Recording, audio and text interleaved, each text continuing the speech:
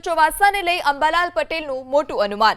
પશ્ચિમ વિક્ષેપ ચોમાસાને નબળું પાડી રહ્યા છે. ગુજરાતમાં 23 થી 26 જૂન વચ્ચે આવી શકે છે ચોમાસું. અલ નીનોને કારણે વરસાદની ઘટ આવશે. 16 જૂન સુધીમાં દક્ષિણ ગુજરાત અને સૌરાષ્ટ્રમાં વરસાદની શક્યતા. 15 તારીખ સુધી આંધી વંટોળનું પ્રમાણ વધશે. આહવા અને ડાંગના ભાગમાં ભારે વરસાદની શક્યતા છે. 29 જૂનથી 7 જુલાઈ સુધી સારો વરસાદ રહેશે.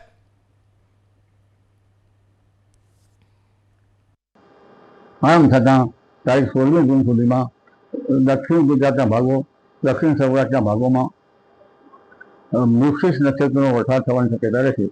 ગુજરાતના અન્ય ભાગોમાં પણ મુશીસ નક્ષત્રનો વરસાદ થવાની શક્યતા રહેશે. તે પૂર્વે આંધી વંટોળનું પ્રમાણ વધશે. લગભગ તારીખ 15 સુધીમાં આંધી વંટોળનું પ્રમાણ એટલું બધું વધશે કે કાચા મકાનના સાપડા ઉડી જાય તેવું વધશે. ખાસ કરીને થાંભલા નીચે કે ઝાડ નીચે ઊભું રહેવું સારું નહીં.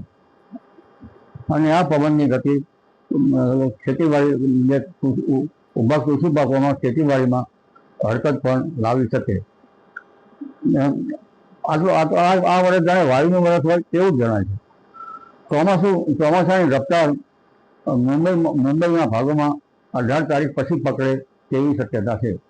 પરંતુ ગુજરાતમાં ચોમાસું 23 જૂનથી 26 જૂન વચ્ચે આવવાની શક્યતા રહે અને તારીખ 27 માં મુંબઈ મહારાષ્ટ્રમાં વરસાદ થવાની શક્યતા રહે.